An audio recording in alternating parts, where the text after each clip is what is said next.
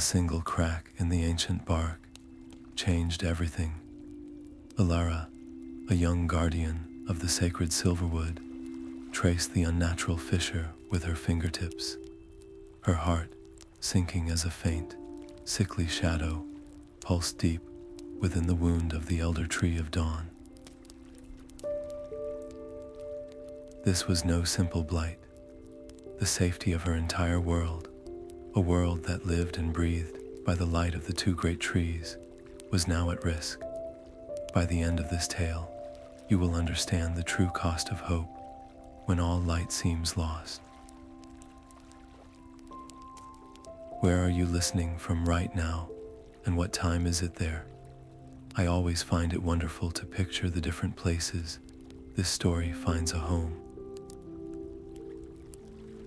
Lyra knew she could not stay. She had to seek answers far beyond her sheltered grove, into lands she had only ever heard whispered in warnings. What would you be willing to sacrifice if the very source of light in your world began to fail? The forest floor grew soft and treacherous beneath Alara's feet, a carpet of decaying leaves that swallowed the light. This was the Whispering Tangle, a place where the very air felt thin, and the golden warmth of the trees was a fading memory.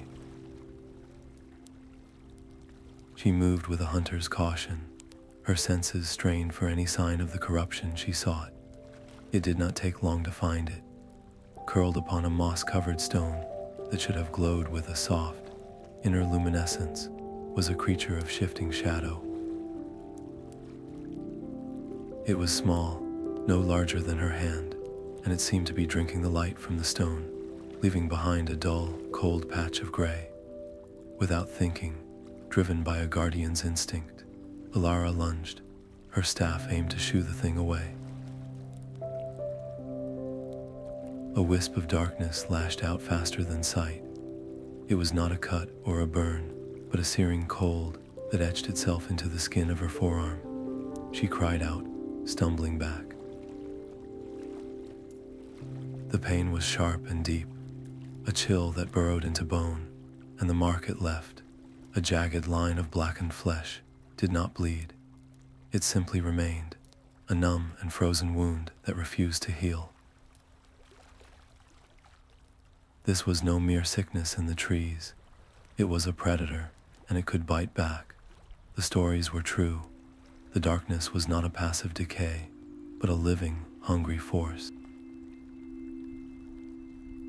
She could turn back now, return to the Silverwood with a warning and this chilling proof.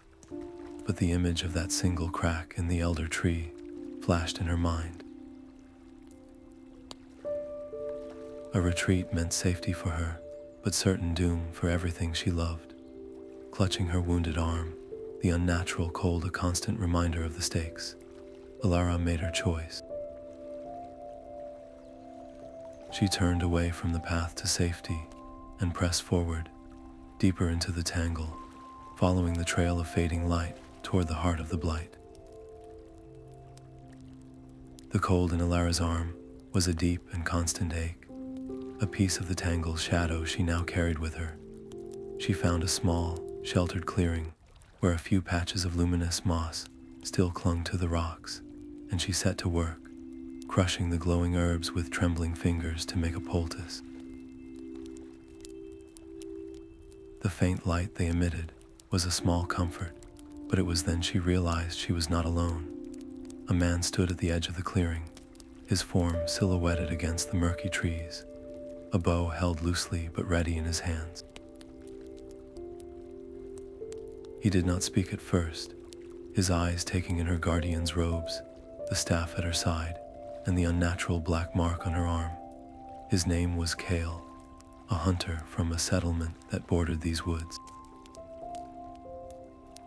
He had seen the shadows too, he said, his voice low and gravelly with a pragmatism that felt alien to her. His people were not falling to a dramatic blight, but to a creeping malaise.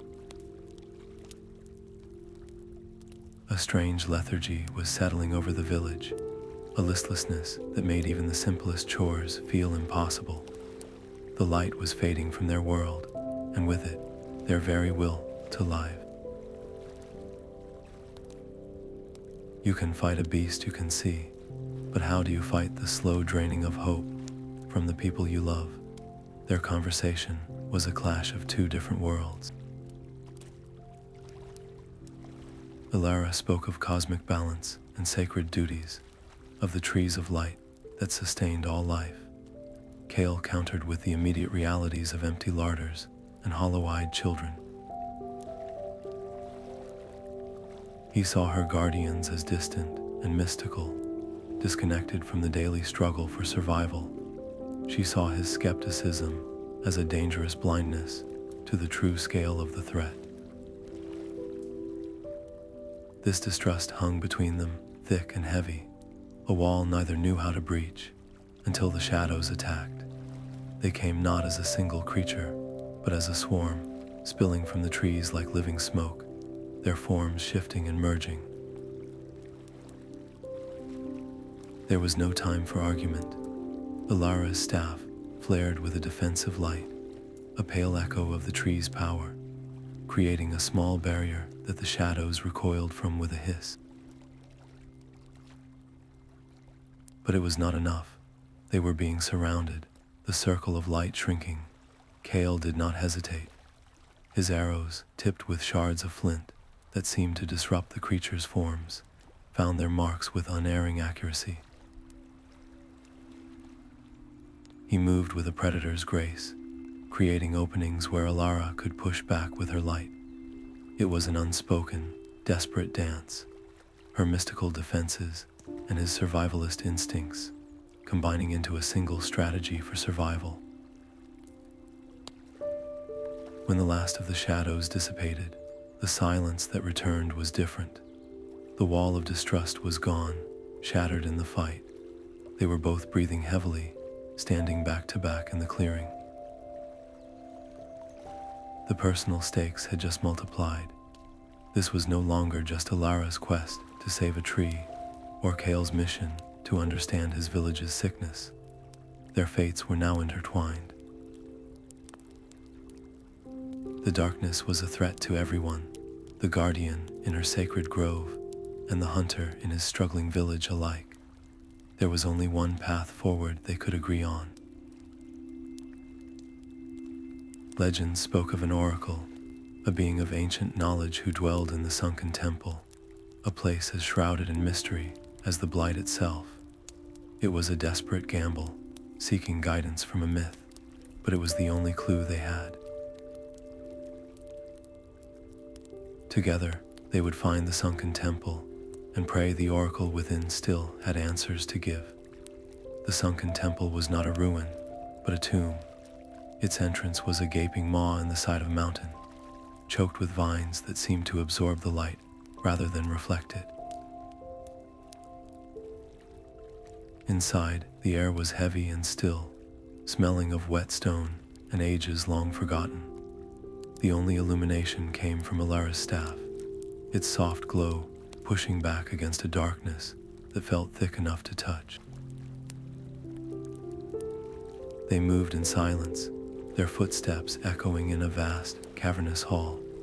This was not a place built for humans.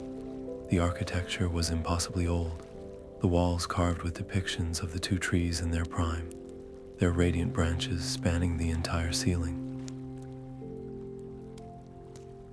But even here, the corruption had crept in. Patches of the carved stone were pitted and crumbling, as if eaten away by a terrible acid. The path ahead was not a simple corridor. It was a series of chambers, each one a test. In one room, a massive door was sealed shut, its surface a mosaic of crystalline tiles that should have been blazing with inner fire. Now, only a few flickered weakly. The pattern was a mystery. Kale, ever practical, tried to force the mechanism, but the stone would not budge. It was Elara who understood. Placing her hands on the dead tiles, she poured her own energy into them, a gentle flow of the light she carried from the Silverwood. One by one, the tiles ignited, not with their original brilliance, but with a pale, borrowed luminescence. The door groaned open, revealing the next challenge. Each puzzle was a lesson in the nature of light itself, requiring both her connection to its source and his keen eye for detail and trap. They were learning to speak a common language, their skills weaving together to navigate the temple's ancient, failing heart. Finally, they entered the innermost sanctum. There was no grand figure on a throne. In the center of the circular chamber hovered a being of pure, shimmering energy, its form shifting like a captive star.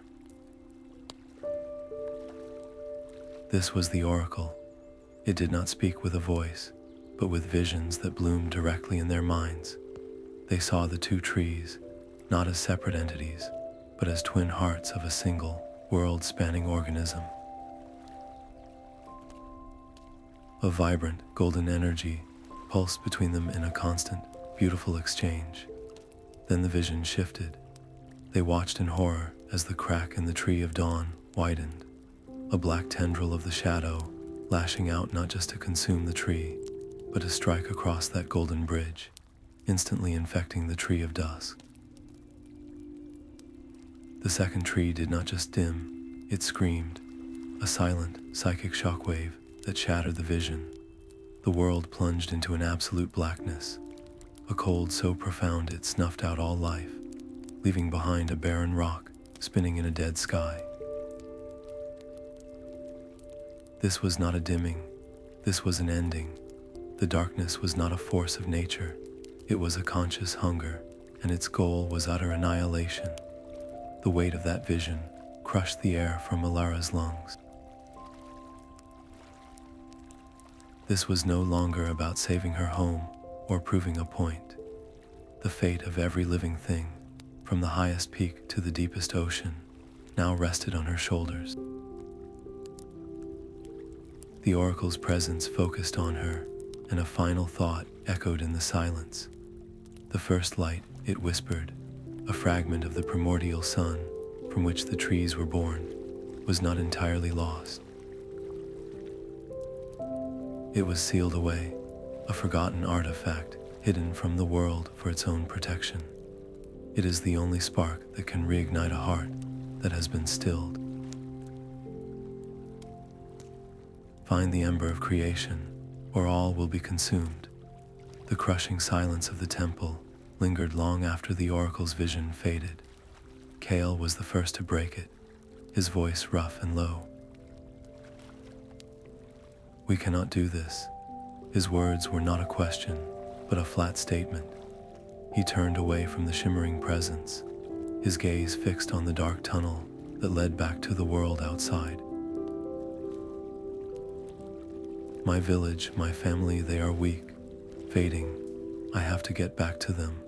This is a fight for gods and guardians, not for a hunter trying to keep his people alive through the next winter." Lyra felt a cold dread that had nothing to do with the temple's chill.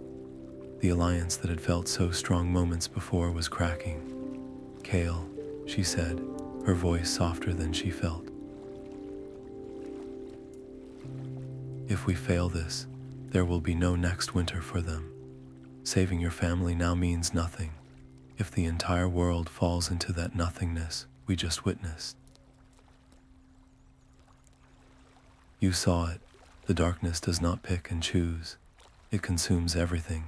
He rounded on her, his face a mask of frustration and fear. "You speak of the world, of cosmic balance. I speak of my daughter's empty eyes.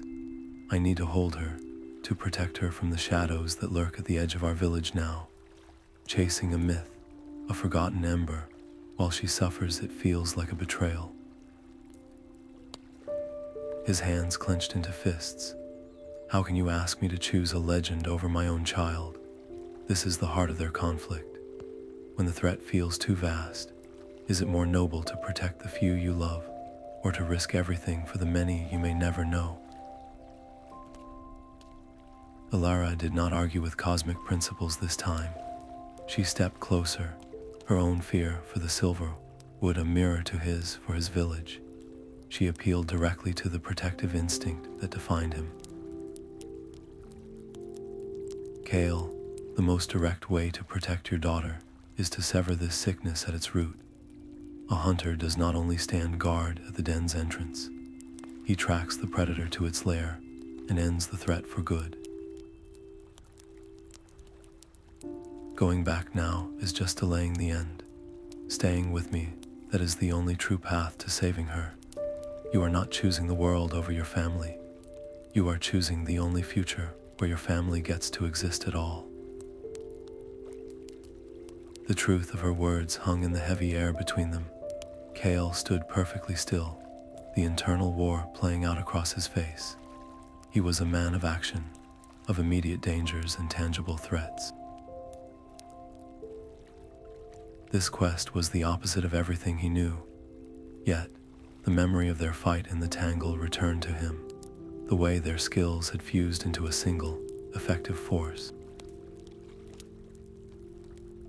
He thought of his daughter's laugh, a sound he had not heard in weeks, and tried to imagine a world where that sound was permanently silenced, not just by sickness, but by absolute void. The greater good was an abstract concept, but the consequence of failure was horrifyingly concrete.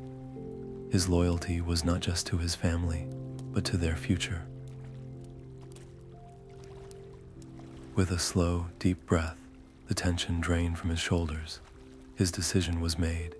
He met Alara's gaze, his own resolve now clear and steady. We find this ember. And we end this. The rift between them sealed not with grand words, but with a shared, grim understanding. They turned away from the oracle's chamber as one, their temporary fracture now mended into something stronger, a bond tempered by shared fear and a unified purpose. Their path led out of the sunken tomb and toward a new, even more daunting horizon, the razor-sharp peaks of the Glimmer-Peak mountains piercing the sickly sky. The home of the first light was a place of legend, a fortress of stone and ice that had guarded its secret since the dawn of time. The wind on the Glimmer-Peak slopes was a razor's edge, stealing warmth and breath with every gust. Each step was a battle, their boots crunching through a brittle crust of snow that hid deep, treacherous crevices. The mountain itself seemed to resist them, the thinning air making their heads spin and their muscles burn with a strange, heavy fatigue. This was a different kind of enemy, one that could not be fought with staff or arrow. Unnatural tremors, deep and guttural, shuddered through the rock beneath them, sending cascades of snow thundering down distant slopes. The darkness was not just lurking here, it was shaking the very foundations of the world, trying to bury them alive. Kale's eyes, sharpened by a lifetime of tracking game across difficult terrain, scanned the white expanse ahead. He could read the subtle shifts in the snow, identifying the faint, dangerous depressions that signaled a hidden chasm. This way, he would say, his voice a low command against the howling wind, pointing toward a seemingly impassable ridge that his instincts marked as the only stable path. Lyra, in turn, held her staff aloft, its faint glow not just for illumination, but as a sensor. She could feel the pockets of clinging shadow, areas where the light died completely, revealing unstable ice or patches of rock that crumbled at a touch. Their survival became a silent, seamless dance of his practicality and her perception. Trust was no longer a choice discussed in a temple, but a necessity forged in the face of a sheer cliff face. As Elara dangled from a narrow ledge, her fingers numb, it was Kale's strong grip that hauled her to safety. When a tremor split the ice where Kale stood, it was the solid anchor of Elara's staff and her unwavering strength. that kept him from falling into the abyss. They were no longer a guardian and a hunter on the same path. They were a single unit, their partnership cemented by shared mortal peril. After what felt like an eternity of climbing, with the summit a cruel, shimmering spike still far above, they found a sliver of shelter, a narrow cave entrance almost completely obscured by a curtain of ancient ice. Inside, the howl of the wind faded to a muffled groan. They were not the first to seek refuge here. Scratched into the wall near the back of the cave was a crude, desperate drawing. It depicted a star, but not the gentle sun of the trees. This was a sharp, angular star, with a single, focused beam pointing downward, directly at a small, simple circle. Beside it, a single word was carved by a trembling hand. Look. The crude drawing on the wall was a message, but the true story lay just beneath it. Kale brushed away a thick layer of frost and dirt, revealing a small, hidden alcove. Inside rested a leather-bound journal, its pages brittle and stained with age. Alara's breath caught as she carefully opened it. The script was that of a guardian, one of her own order from a time long forgotten. This was the record of Alaric, the last guardian who had tried to stop the blight. He wrote of a crack in the Tree of Dawn, a shadow he could not heal. He did not journey alone. His companion was a warrior named Fenn, a man of immense strength and unwavering loyalty, much like Kale. They fought the spreading darkness together, a partnership that felt unbreakable. But the journal's tone shifted from hope to desperation. The shadows did not just wound, they tempted. They whispered promises of power, of a world reshaped not by light, but by a new, terrible order. Fenn, battered and weary from constant battle, began to listen. In a final, catastrophic confrontation, deep within a place Alaric called the Chasm of Echoes, the shadows did not consume Fenn. He embraced them. He willingly stepped into the darkness, believing its lies, and was transformed into a vessel for its hunger. The last entry was a single, heartbreaking sentence, the ink blurred by what could only have been tears. I could not save him. I could only run. Lyra felt the words like a physical blow. This was her deepest fear, given a name and a history. It was not just failing the world, but failing the person standing beside her.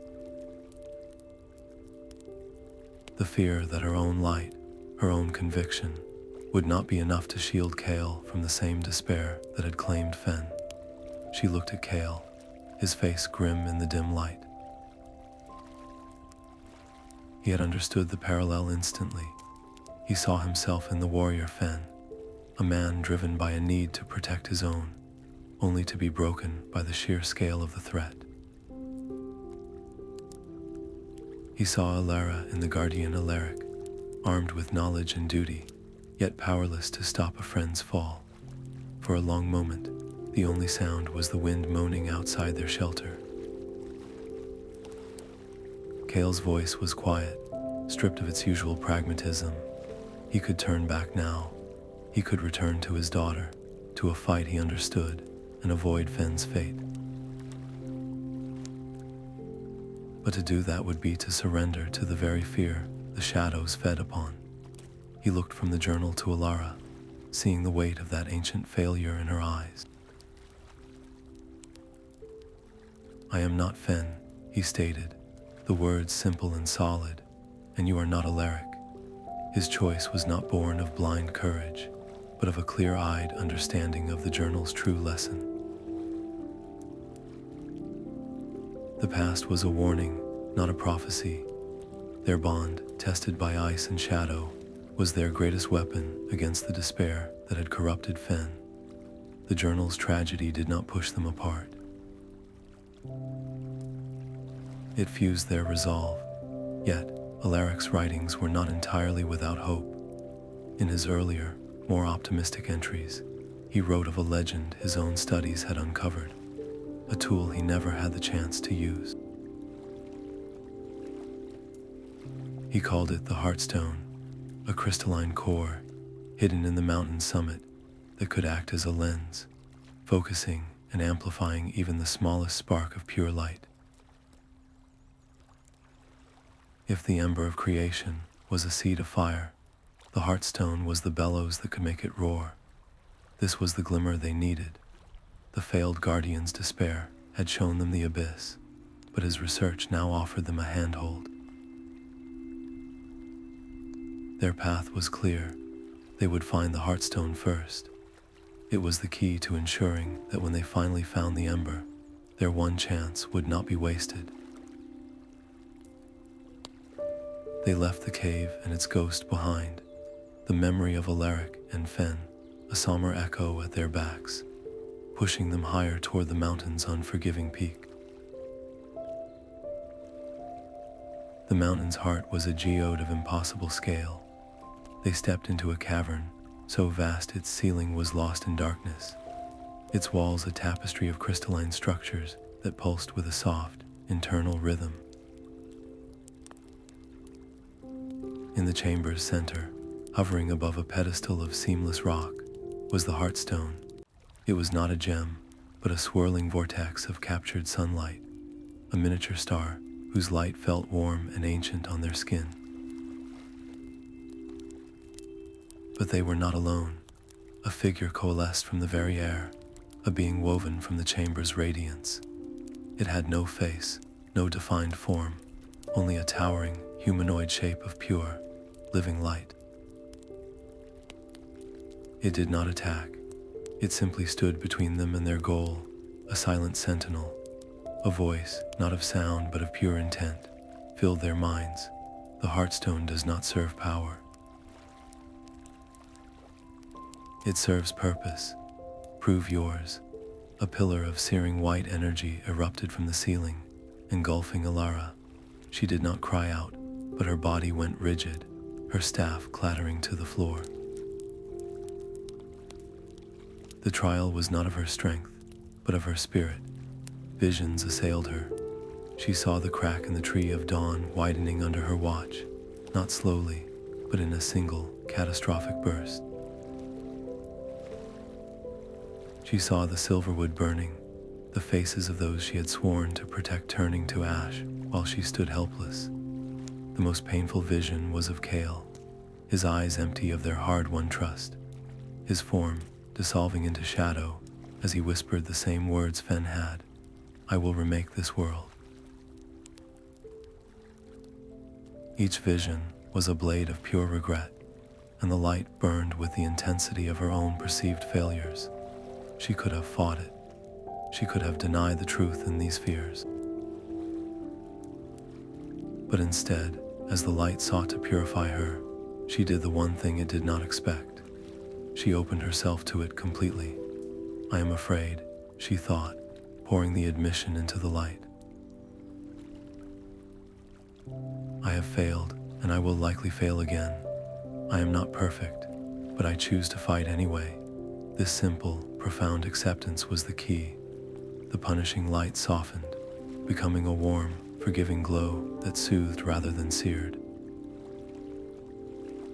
It was not a reward for being flawless, but a recognition of her resilience. As Lyra faced her inner world, Kale defended her outer one. The moment the light enveloped her, the chamber's shadows stirred. From the dark corners, figures emerged. They were not formless monsters, but phantoms woven from her fears. A shadowy version of himself, armed and hostile, advanced. But more chilling were the others. A small, crying child with his daughter's face reached for him, begging him to come home. A spectral image of his wife stood weeping, accusing him of abandoning them for a hopeless cause. His every instinct screamed to go to them, to protect them from this terrifying place. The phantom of his daughter called his name, her voice a perfect, heartbreaking echo. Kale's bow trembled in his hand. This was the ultimate test, far harder than any physical fight. To protect Lyra, he had to turn his back on the images of the family he was fighting to save. He closed his eyes for a single, agonizing second, finding the memory of his daughter's real laugh, not this phantom's cry. He found the image of Lyra trusting him on the cliffside. His loyalty was not a division, but a whole. Protecting her was protecting his daughter's future. He opened his eyes, his expression set like stone. He raised his bow, not at the child, but at the hostile shadow self. "I see you," he said to the phantom of his wife, his voice thick with emotion. "But you are not her. My family is worth this sacrifice." He stood his ground, a lone hunter becoming a steadfast guardian, his arrows flying to disrupt the fearful illusions before they could reach Alara's vulnerable form. As Elara embraced her imperfections and Kale held his line, the Heartstone responded. Its gentle pulse became a brilliant, steady beat, its light flooding the chamber with a renewed, potent energy.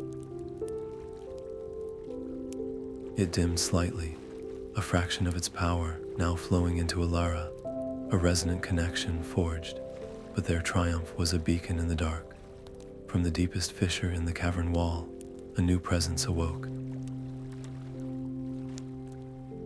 A wave of absolute cold preceded it, a silence so deep it felt like a physical weight.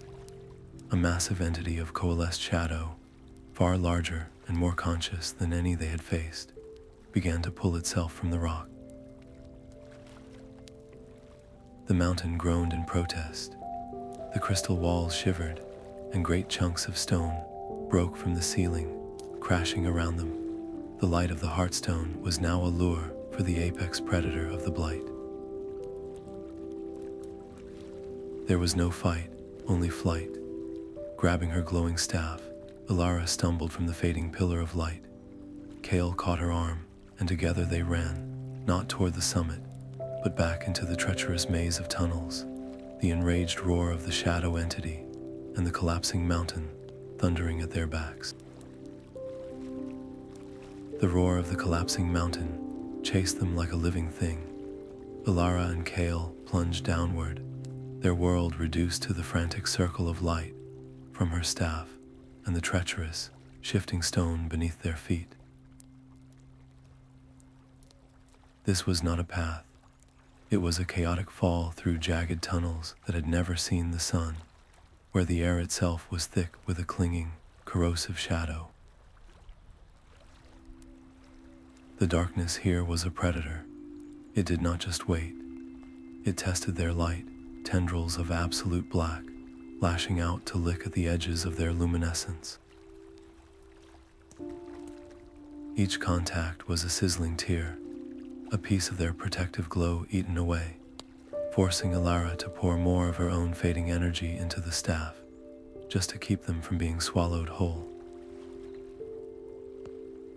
Their flight became a desperate calculation of diminishing resources. A fork in the tunnel would appear in the frantic glow, left where the shadows seemed to writhe with a hungrier intensity, or right where the air felt slightly less oppressive.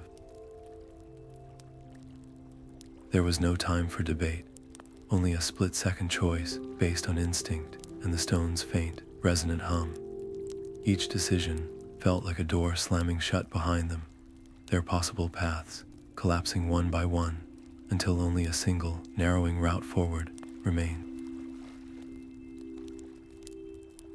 This was not a mindless force. The shadows herded them, using their own fear and the mountain's labyrinthine structure to funnel them toward a dead end or a trap. The darkness was thinking, adapting, hunting with a cold, terrible intelligence. When they finally burst from a fissure in the mountainside, stumbling into the sucking mud and stagnant air of the Murkmire swamps, it was not a victory.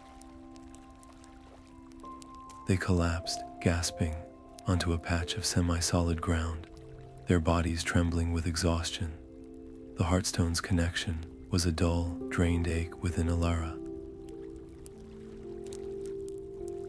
They were alive, but their flight had cost them dearly.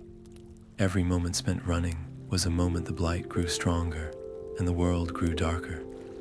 The swamp clung to them as they pushed forward, a cold, wet shroud that seemed to leach the warmth from their very bones. When the first signs of Kale's village emerged from the gray mist, it was not a homecoming, it was a haunting. The familiar wooden huts stood silent and dark, their windows like empty eyes. The air was still and heavy, carrying a faint, sweet scent of decay that made the back of Elara's throat tighten. There were no children laughing, no sounds of work from the forges, only a profound and unnatural silence. Figures moved through the gloom, but they were not the vibrant people Kale had left behind. They were ghosts in their own homes, their steps slow and shuffling, their faces slack and their eyes vacant, fixed on nothing at all. It was a waking sleep, a lethargy that had frozen an entire community in place. Kale froze, his hand tightening on his bow. His own home, the place he had fought so hard to return to, was a tomb. He scanned the listless faces, his heart hammering against his ribs, searching for one in particular. "Where is my daughter?" The whisper was a raw, broken thing. They found the village elder, a man named Warden, sitting motionless on a bench in the central square. His head was bowed, but as they approached, it slowly lifted. His eyes were open, but they were not his own. They were pools of swirling, liquid shadow. A voice emerged from his lips, but it was a chorus of fractured whispers, layered over one another into a dissonant hum that grated against the mind. "You should not have come back, Hunter. The light fails. All will be quiet soon." The voice was not speaking to them. It was the shadow itself, using the elder as a living mouthpiece, broadcasting its triumph. Kale took a step forward, his own voice shaking with a terrible mix of fear and fury. "Where are the children? What have you done?"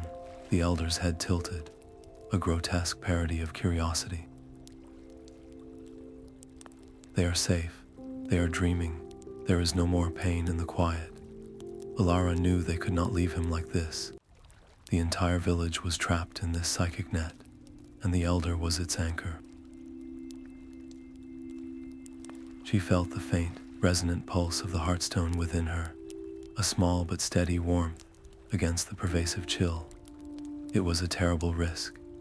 Using its power here would be like lighting a beacon in the dark, screaming their location to the very force that hunted them. But to do nothing was to abandon these people to a fate worse than death. She met Kale's desperate gaze and gave a single, grim nod. "This is for your daughter," she whispered. Placing a hand on the elder's chest, she closed her eyes and reached for the Heartstone's connection. She did not push with force, but with clarity, pouring a single, pure note of resonant light into the corrupted shell before her. It was not an attack, but a reminder, an echo of what the world was before the silence. The elder's body convulsed. The whispering voice rose into a screech of pure rage as the clinging shadows fought to maintain their hold. For a terrifying moment, Elara felt the darkness push back, a cold so absolute it threatened to extinguish her own spark. Then, with a sound like shattering glass, the connection broke. Warden gasped, his body slumping forward. The swirling darkness fled from his eyes, leaving them clear, human, and filled with a profound exhaustion.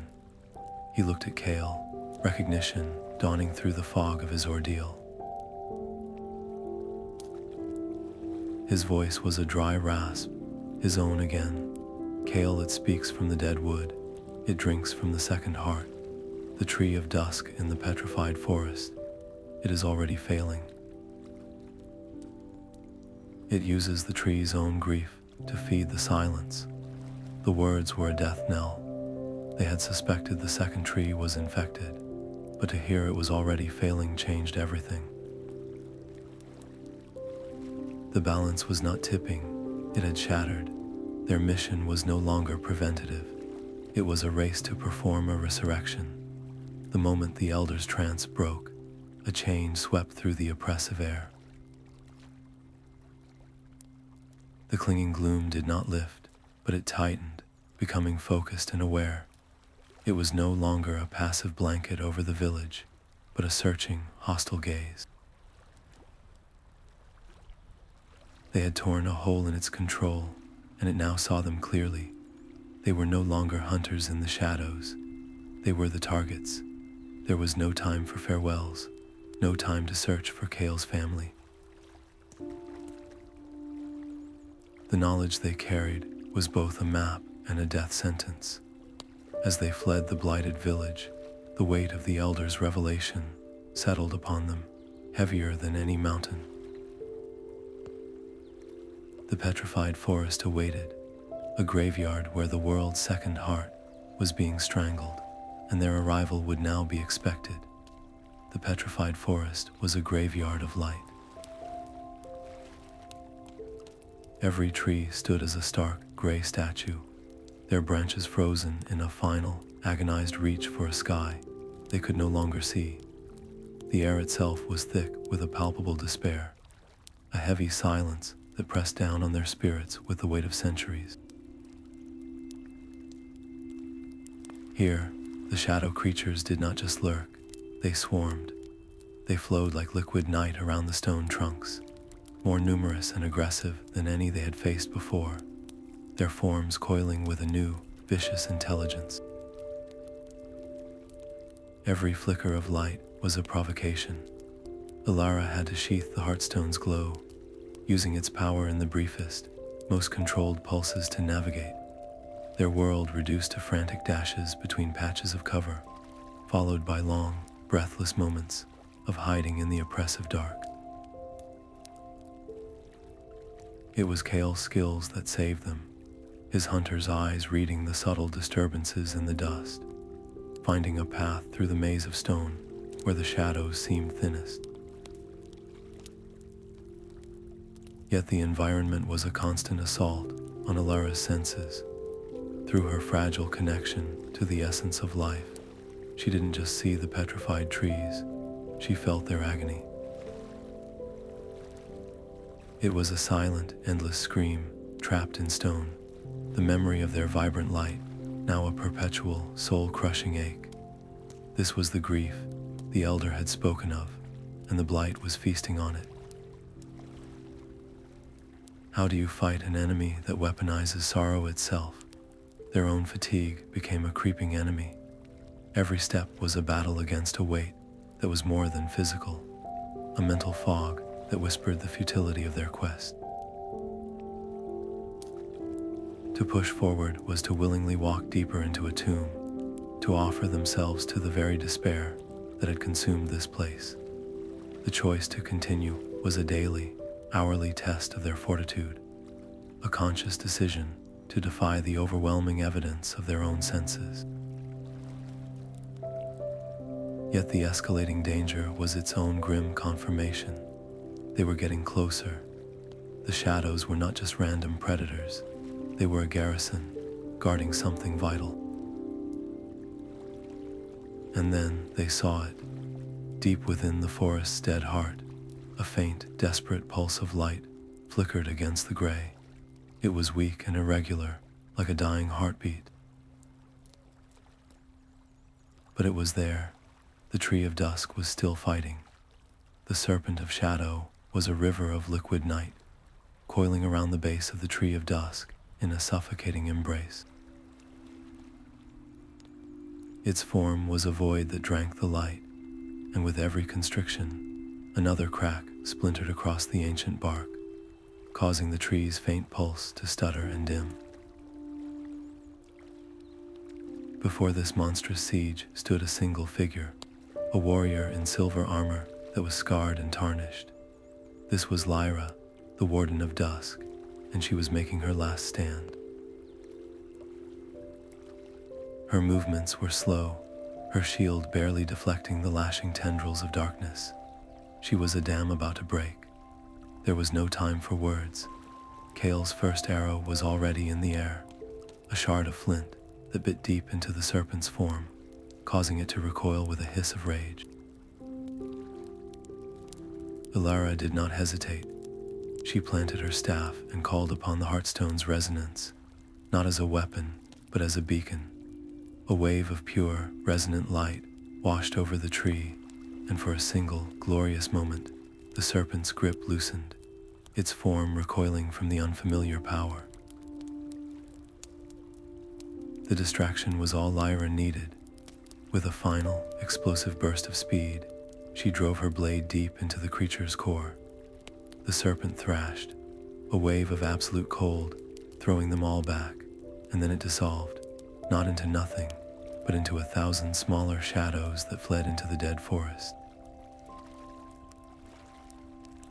The immediate threat was gone, but the cost was written in the deep, black gash across Lyra's chest. Her armor had not saved her. She slumped against the wounded tree, her breathing a wet, ragged struggle. Elara rushed to her side, but Lyra's gaze was fixed on her, a recognition passing between them that transcended words. "You carry the echo of the first mountain," the old warden whispered, her voice fading. "It is not enough. You must be more." Before Elara could protest, Lyra's hand, cold and gauntleted, clasped her wrist. A torrent of memory and power, the accumulated essence of 1,000 years of vigil, flooded into Elara. It was not a gentle gift, but a desperate transfer. She saw the trees not as separate entities, but as a single, breathing organism, the golden energy flowing between them like shared blood. She felt the precise moment that flow was severed, the tree of Dusk's scream of isolation and grief that made it vulnerable to the blight, and she felt the weight of Lyra's solitary watch, the crushing loneliness of standing guard as the world slowly died around her. Then the connection snapped. Lyra's hand fell away, her eyes now vacant, the last of her light now a part of Elara. The knowledge settled not as wisdom, but as a grave. Elara was no longer just a guardian on a quest. She was now the inheritor of a failed vigil, her own destiny irrevocably intertwined with the sacrifice of those who had fallen before her. This was no longer about duty. It was a debt, a personal vow sworn over the body of a sister she had only just met. Lyra's final breath carried one last, vital warning. They gather at the Convergence, the wound in the world. It is there they will make their end. Her words painted a terrifying picture. The shadows were not randomly attacking. They were marshaling their forces for a single, catastrophic strike at the very source of existence. The race was no longer to find a spark, but to defend the heart of the world itself. The weight of Lyra's silver armor was nothing compared to the burden she left behind.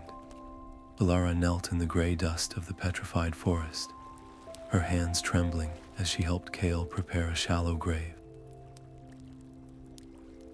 Each handful of earth felt like an accusation.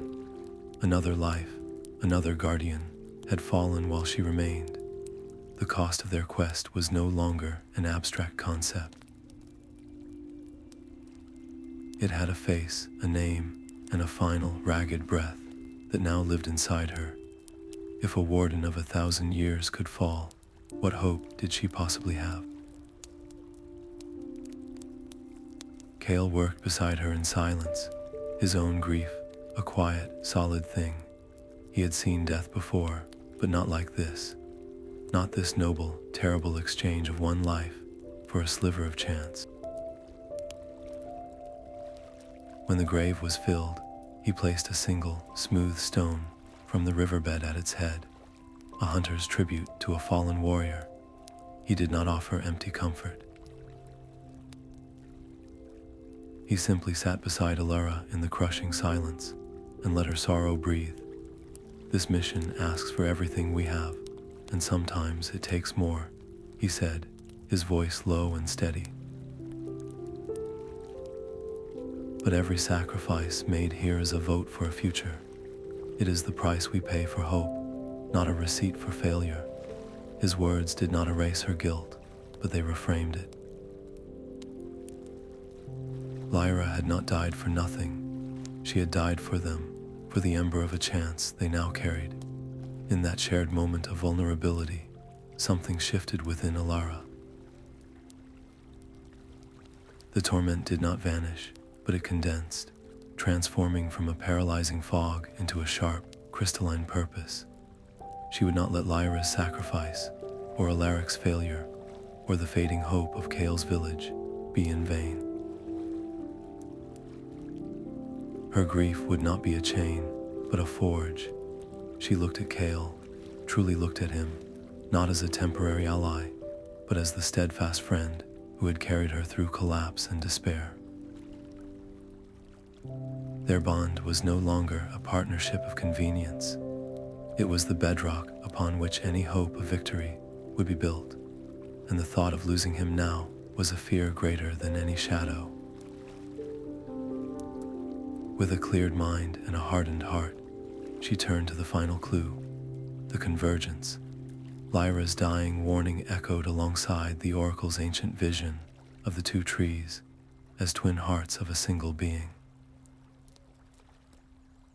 Of course, she whispered, the realization dawning like a cold sunrise. The Convergence is not a place they created. It is the place they came from, the altar of first light. It is the primordial site where the world's very first dawn broke, where the two trees first took root from a single sacred seed. That is the wound in the world. That is where the shadows will gather to sever the last thread of existence. There were no more doubts, no more retreats. The final battle for the world's light was not ahead. It was now. Together, they turned from the grave and the dying tree, their path set toward the birthplace of all things and the heart of the coming storm. The world was dying around them with every step. The sun became a dim, orange smudge behind a perpetual haze, and at night, the sky was a void, the familiar constellations wiped away as if by a great black hand. It was no longer a hidden corruption, but an open conquest. Creatures of shadow roamed the plains in packs, their forms solid and menacing. They saw rivers run thick and black, choking the life from their banks, and fields of grain that crumbled to dust at the slightest touch.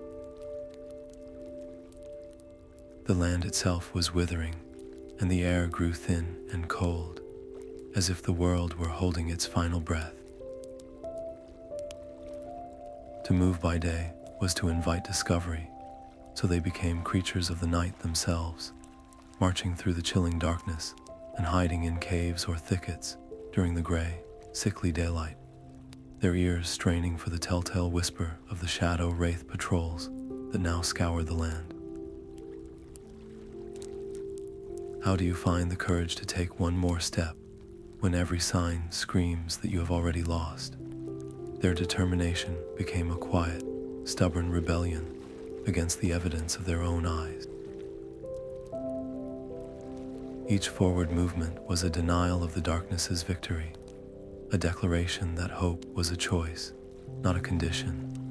The very laws of nature were fraying at the edges, and their desperate march was the single thread holding reality together.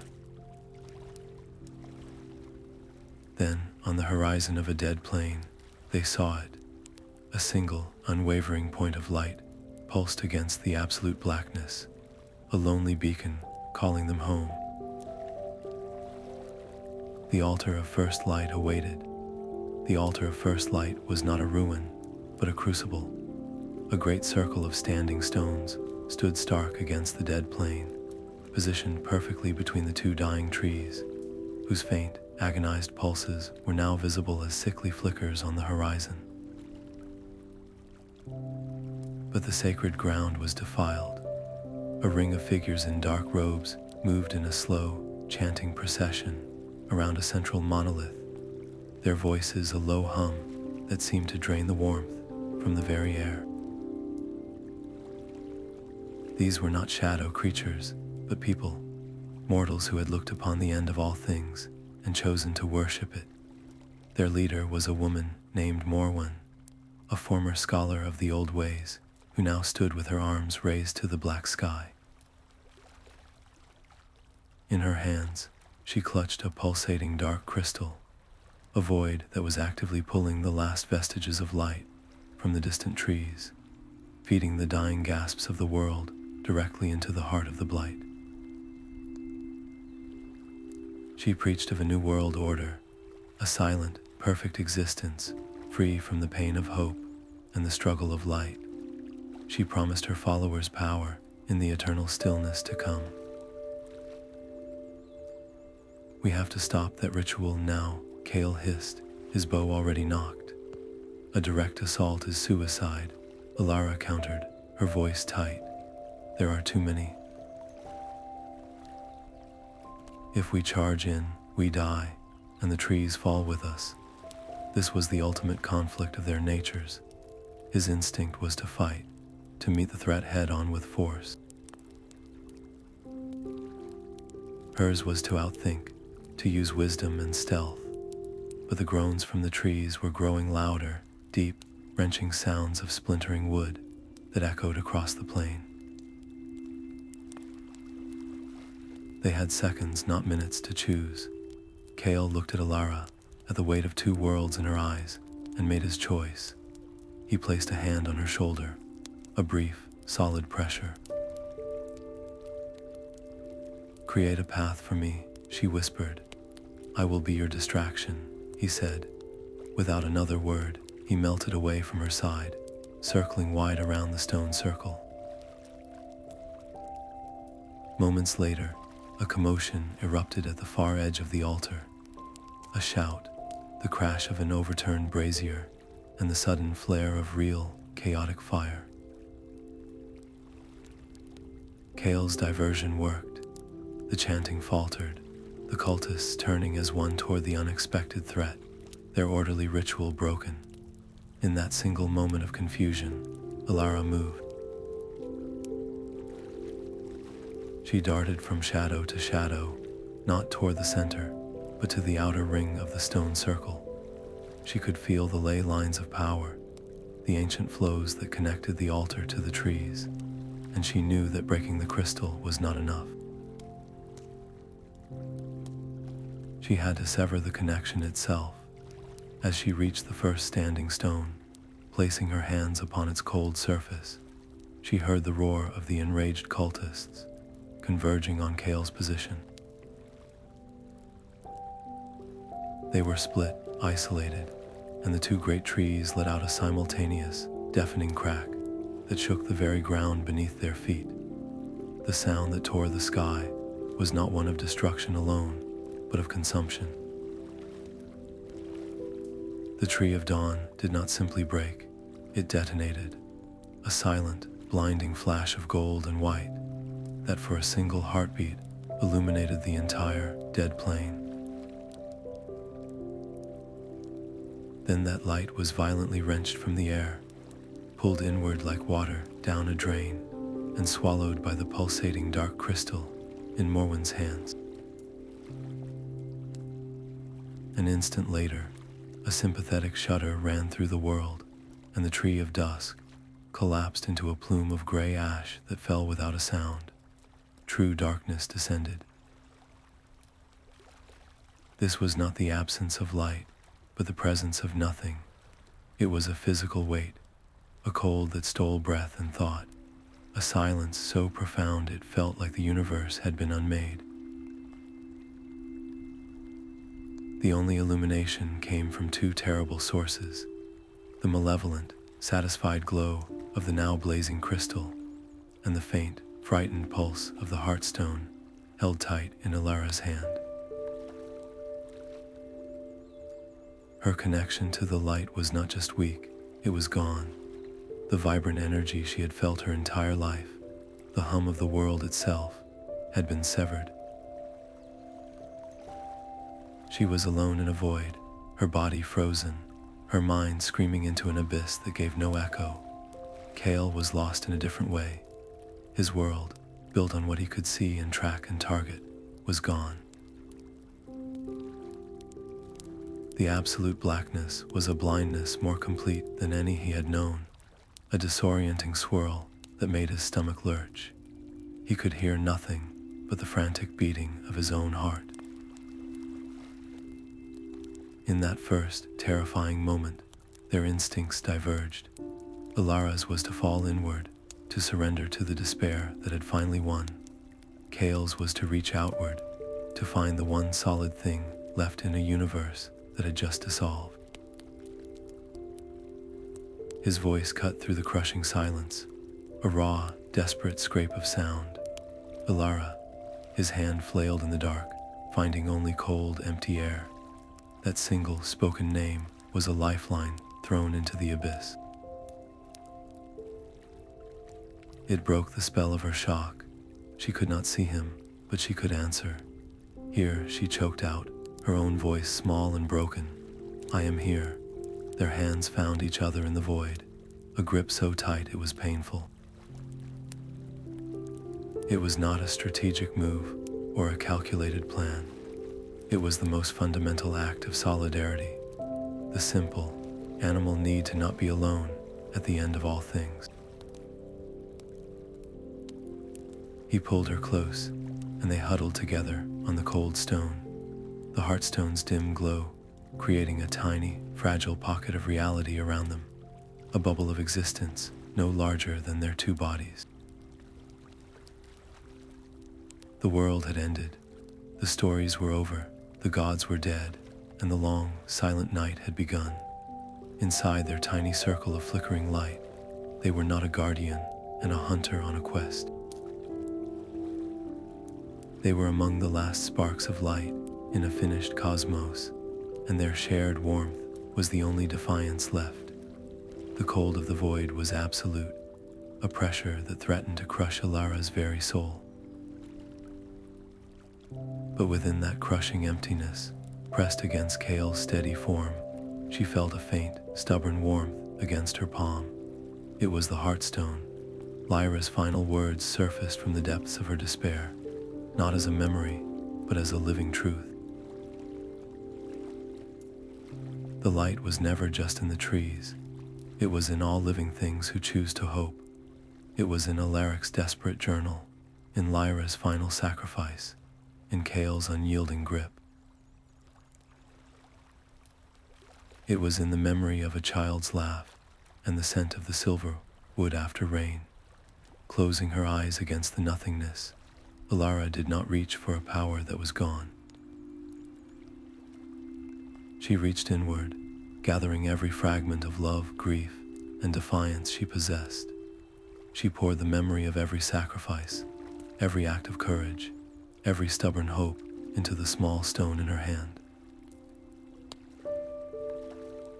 She did not command the light. She offered it a home, and the Heartstone answered. It did not simply glow. It flared, a silent, brilliant nova of pure white light that erupted from their tiny circle, pushing back the suffocating darkness for 10 paces in every direction. This was not the borrowed, failing light of the trees. It was a new light, born from faith itself, resilient and fiercely independent. Kale shielded his eyes, not from the brightness, but from the sheer, awe-inspiring force of her act. He saw her not as a guardian performing a duty, but as a woman creating hope from nothing. In that moment, his own pragmatic heart understood. He stood taller beside her, his own resolve, his love for his daughter, his loyalty to their shared cause, flowing into the light not as magic, but as unshakable will. The small pocket of reality they had created grew stronger, its borders firming against the hungry void. Their defiance did not go unnoticed. From the center of the stone circle, a figure turned. Morwin, her form now wreathed in the stolen, chaotic energy of two dead suns, fixed her gaze upon their spark. A smile touched her lips, not of anger, but of cold, cosmic amusement. "You cling to a candle in a hurricane," she whispered, her voice now the sound of collapsing stars. "I hold the storm." Morwin drifted toward them, a silent specter in a dead world. The stolen light of two suns writhed around her form, a chaotic corona of black and gold that made the air taste of ozone and ash. She was no longer the fanatic they had seen, leading the ritual. The power had hollowed her out, leaving behind a vessel of immense, chilling calm. Her voice was a whisper that bypassed their ears and resonated directly in their minds. "You have fought with such admirable spirit. You have seen the truth, the emptiness that was always waiting. Light had its age, and it was a time of struggle and pain. Look at what it has wrought." She gestured to the endless void around them, a sweeping motion that took in the corpses of the trees and the silent plain. "This is not an end, it is a release, a final, perfect peace. Join me, help me guide the last remnants of life into the quiet. Your strength, your defiance, would be honored in the new order." There is no shame in accepting the stronger truth. Her words were a poison tailored for their despair. They echoed the very thoughts that had threatened to consume Lyra in the moments after the fall. The logic was seductive, a terrible sanity that acknowledged their suffering and offered a way out of the futile fight. It preyed on the exhaustion in their bones and the memory of every sacrifice that had seemingly led only to this. Elara felt the temptation like a physical pull, a promise to lay down the unbearable weight. But as she looked at Kale, standing firm beside her in their tiny circle of light, she remembered the feel of his hand, finding hers in the dark. She remembered Lyra's final breath, not of surrender, but of transfer. She thought of a child's laugh in a village that deserved a future. The choice was not between light and dark, but between hope and oblivion. Her voice, when it came, was quiet, but it cut through Morwin's whispers with the clarity of a struck bell. No, it was not a shout of defiance, but a simple, profound refusal. A rejection of the nihilism that sought to call itself truth. We choose life. We choose to rebuild, to remember, to try again. Your silence is not peace. It is nothing, and we will not worship nothing. Kale did not need to speak his agreement. He simply shifted his weight, his bow held ready, his presence a wall of solidarity at her back. His loyalty was not born of grand philosophy, but of the lived truth that every life in their small circle of light was worth fighting for. Morwin's calm shattered. The cosmic amusement in her eyes vanished, replaced by a rage as cold and absolute as the void she served. So be it. If you will not enter the quiet, you will be unmade by the very power you cling to. She raised the pulsating dark crystal high, the captured light of the two trees, all the stolen glory of a dead age, roared to life within it. She did not aim to crush them with darkness. She would use the world's own stolen heart, perverted and weaponized, to scour their defiant spark from existence. The final battle was no longer about power. It was a clash of wills, a philosophical war for the very soul of creation, and their tiny circle of light was about to be hit by the force of a dead sun. The torrent of corrupted light struck with the force of a dying star. Elara did not raise a shield. She opened her arms and the Heartstone flared, becoming a conduit, a gateway directly into her own soul. She drew the twisted energy into herself, a searing flood of poisoned sunlight that threatened to incinerate her from within. This was not a tactic of war, but an act of ultimate guardianship, a willingness to take the world's agony and purify it with the last of her own life. Kale did not cry out or try to stop her. He saw the terrifying acceptance in her eyes and understood. In that final, desperate heartbeat, he placed his hands on her shoulders, his own spirit, forged in the mud and blood of 1,000 small survivals, flowing into her. He became her anchor, a bedrock of steadfast loyalty against the chaotic storm. Their two wills, her boundless hope and his unyielding resilience, did not just combine, they fused. What bloomed from that fusion was a power the pure darkness could not comprehend, a light born not from perfection, but from the choice to love a broken world. The resulting explosion was silent, a wave of pure, white radiance that did not destroy the stone circle or the plane. It washed over Morwin and her dark crystal, not with violence, but with a profound and gentle clarity. The stolen light, cleansed of its hatred and despair, unraveled from her grasp like smoke in a breeze. The crystal itself did not shatter. It dissolved into a shower of harmless, fading motes. The void recoiled, not in defeat, but in confusion, for it had no answer to a power that willingly embraced its own end to give life to another. In that blinding moment, the conflict was not won by a warrior, but resolved by a sacrifice. The external battle and the internal struggle became one, and the world held its breath. The light did not vanish after the flash. It lingered, a gentle haze of gold that settled over the dead plain like morning dew. Then it began to move, flowing outward in soft, shimmering rivers that seeped into the cracked soil and the cold, gray stones. It sank into the very bedrock of the world, and where it touched, a miracle occurred.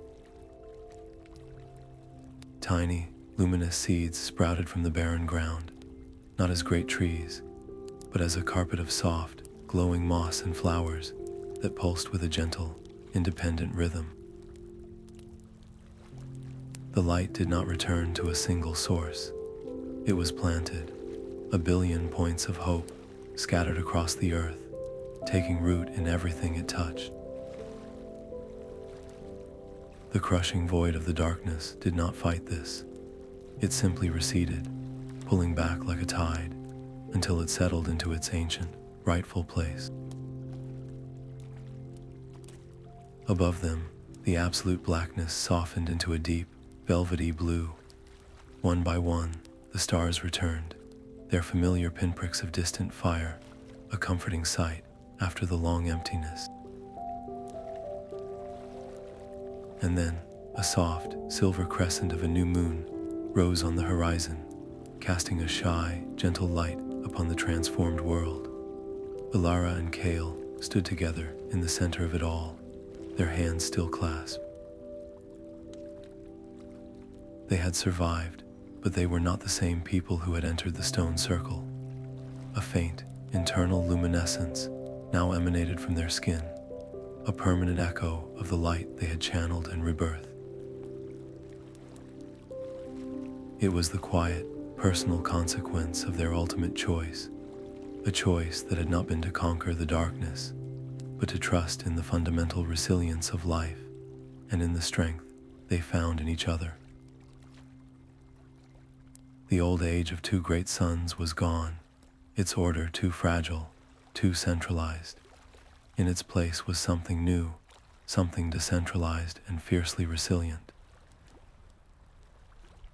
If one light went out now, 1,000 others would remain burning. The world was no longer dependent on a single heart, but beat with the collective pulse of every living thing that chose to hope. They watched as the first true dawn of this new age began to brighten the eastern sky, not with the blinding glory of the old trees, but with the gentle, promising light of a sun that had not been seen in an eternity. Their great quest was over, but the work of building a world from 1 billion scattered sparks was just beginning. The new sun rose not as a conqueror, but as a partner. Its light was softer than the old tree's brilliance, a gentle gold that seemed to coax the world awake rather than command it.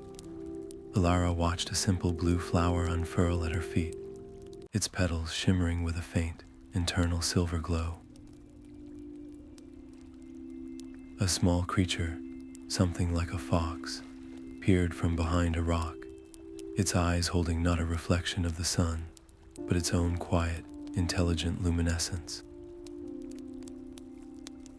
The light was no longer a gift from a distant source. It was a birthright, awakened and carried within every living heart. Kale stood beside her, his own form subtly aglow, and he did not speak of rebuilding his village or reclaiming a lost home. He looked out at the vast, transformed world and saw a different kind of hunt ahead. "We cannot tell them how to live," he said, his voice resonant with a new understanding. "We can only show them what is already there, sleeping inside." This was their final, most profound transformation. They were no longer a guardian, bound by duty, or a hunter, driven by necessity.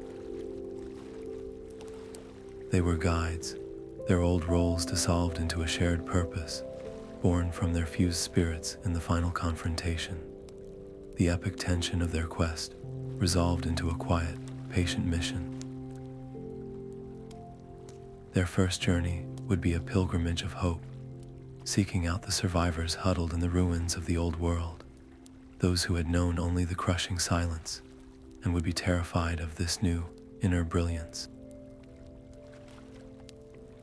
They would find the lost and the frightened, and their first task would be a simple one: to help a single person understand that the gentle light in their own hands was not a curse or a miracle, but a seed of a future they were all meant to grow together.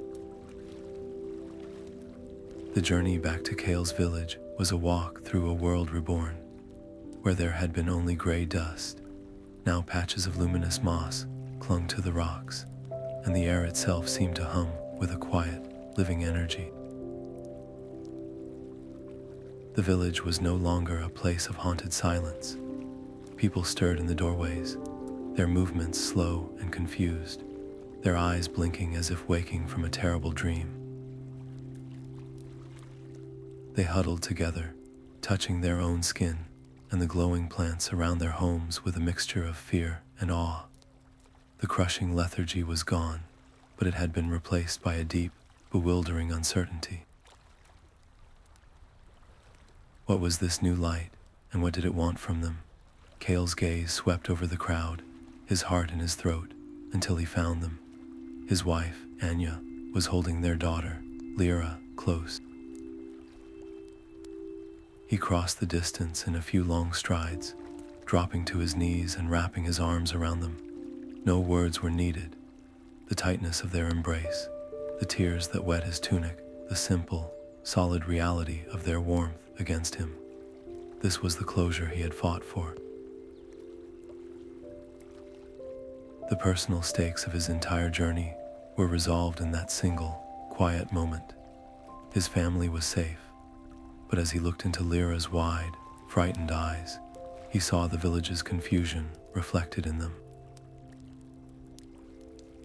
She flinched from a softly glowing vine near their doorstep. The light was here, but the fear remained. Elara watched the reunion, her own heart full. She understood that a grand speech about cosmic balance would mean nothing to these people. They needed to see the light not as a force, but as a friend. She knelt a short distance away, where a cluster of ordinary, non-luminous blue flowers struggled in the soil. A young boy, no older than Lyra, watched her with a suspicious gaze. Elara did not chant or gesture. She simply held her hand over the flowers, and focusing on the gentle warmth of the heartstone within her, she hummed a single, clear note. It was not a command, but an invitation. One of the flowers responded, its petals shimmering to life with a soft, silver luminescence. The boy gasped, his suspicion melting into pure wonder.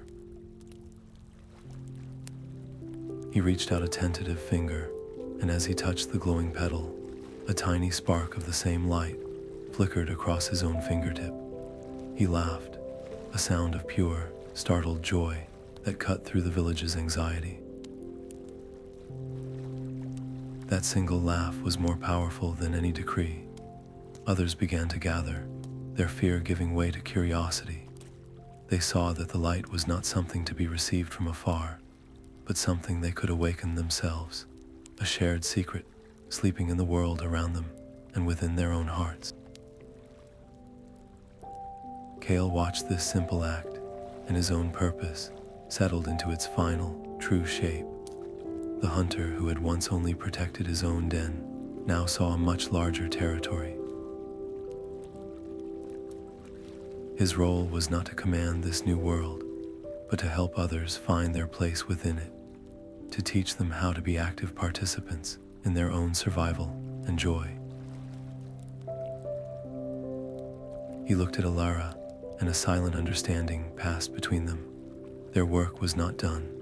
One village was safe, but countless other communities were still lost in the shadows of the old world's fall, terrified of the very light that could save them. They would find these scattered embers of humanity. They would not come as rulers or saviors, but as guides, spreading the most important truth of this new age. The great light was never truly lost. It was only forgotten, waiting to be remembered by every living hand. Their journey became a pilgrimage of connection. They traveled from the fog-shrouded valleys to the sun-bleached coasts, and in every place they found sparks. In a highland village, they met a woman named Elara, a farmer whose hands, when she tended the soil, caused seeds to sprout not just with green life, but with a soft, golden radiance. Her crops glowed in the twilight, feeding both body and spirit. In a bustling port town, they found a man named Reese, a storyteller whose words, spoken with true conviction, wove shimmering illusions in the air, not as deception, but as living testaments to the tales he told, giving form to courage and hope for all to see. These individuals were not chosen by any prophecy. They were simply people who, in the absence of the great trees, had discovered a dormant truth within themselves. They were the first seeds of a new kind of guardian, scattered and unaware of each other. Elara and Kael did not come to these people as leaders demanding allegiance. They arrived as fellow travelers, their own inner light, a quiet beacon of recognition. They shared their story, the fall of the trees and the rebirth at the altar, not as a cautionary tale of loss, but as an invitation to a greater purpose. Their most crucial decision was to empower, not to command. They helped the farmer understand that her gift could teach entire communities to cultivate their own resilient food sources, independent of the old, fragile cycles. They encouraged the storyteller to travel, to use his visible tales to rekindle memories and inspire courage in settlements still gripped by fear. They facilitated introductions, creating a loose, living network where the farmer's resilient seeds could be traded for the storyteller's hope, where a watercaller from the arid south could learn from a stone shaper from the northern peaks. This was the ultimate resolution to the darkness core strategy. The old world fell because it relied on two singular, magnificent hearts. The blight needed only to strike those 2 points to bring everything crashing down.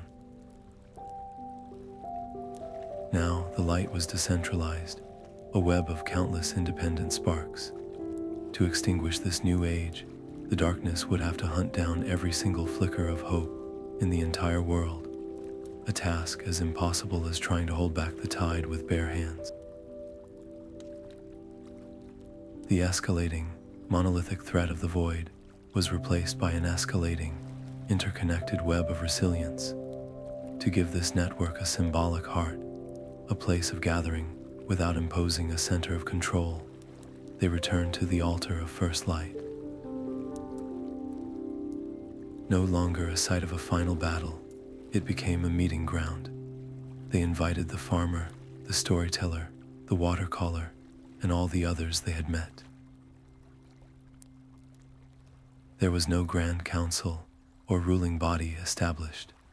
They simply shared stories, broke bread under the new stars, and let their combined lights mingle, creating a temporary constellation of shared purpose before each returned to their own corner of the world, strengthened by the knowledge that they were not alone.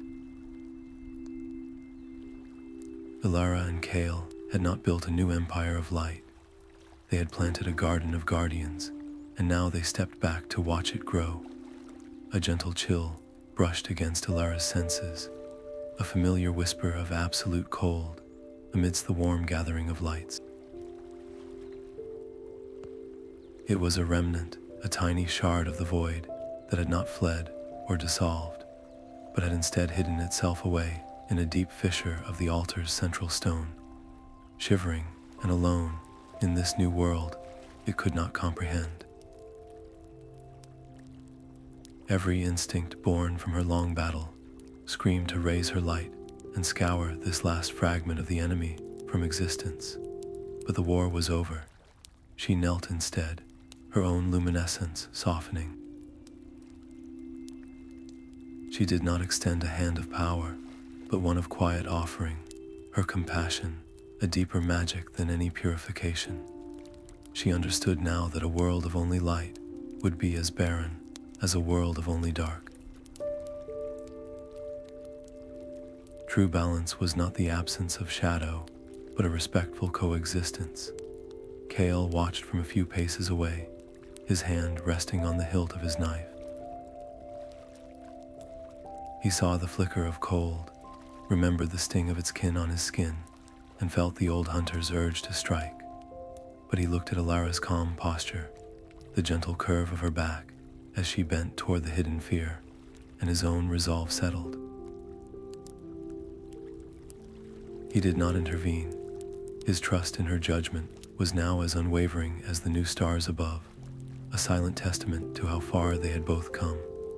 The small shadow seemed to pulse, sensing the lack of threat. It was not being hunted, it was being seen. Slowly, a wisp of darkness uncoiled from the crack, not to attack, but to tentatively brush against the warmth of her offered presence. It was not destroyed, nor was it converted. It was simply acknowledged, its place in the order of things affirmed. Soothed, the shadow retreated, not in defeat, but in acceptance, melting back into the deep, comforting darkness between the stones, a necessary part of the whole night. This quiet moment introduced a new, more subtle kind of tension for the ages to come.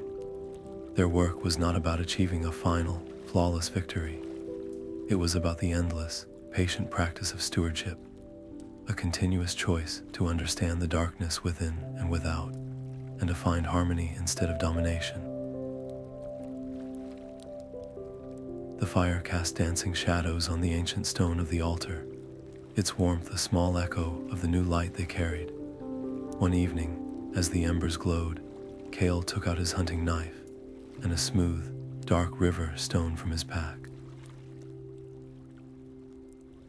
Without a word, he began to carve. His blade did not trace the grand fall of the trees or the terrifying form of the Serpent of Shadow.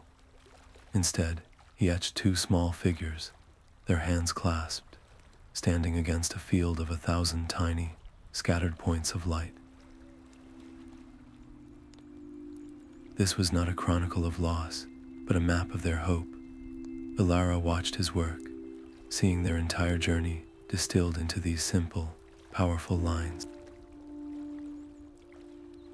When he was finished, she reached out and let her fingertips glide along the grooves he had carved.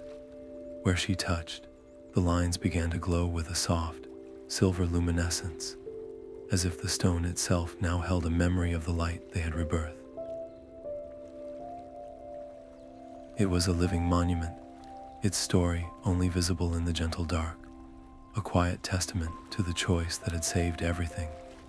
They were ensuring the past would be remembered not as a cautionary tale of a golden age lost, but as a foundational lesson in resilience. The true tragedy would have been to forget that the greatest power was not in two distant suns, but in the courage to find light in the deepest dark and the strength to share it. This simple act by the fireside provided the final, emotional closure for their long and arduous journey. Their personal story was no longer just theirs. It was now a seed planted in the very heart of the world, a story for future generations to find and understand. The stakes of memory were secured. Anyone who found this stone would not learn of invincible gods or perfect guardians. They would see a story of two flawed, determined people who chose to trust each other, and in doing so, taught the world how to save itself. With the stone complete, its glow a steady pulse beside the dying fire, a profound peace settled over them. Their great work was complete, for now, the garden of light was planted and beginning to grow on its own. They looked from the glowing stone to the vast, starlit horizon, no longer with the weight of destiny on their shoulders, but with the quiet excitement of travelers on a new road. Whatever adventures the future held, they would face them not as saviors of a broken world, but as guides in a world just learning to shine.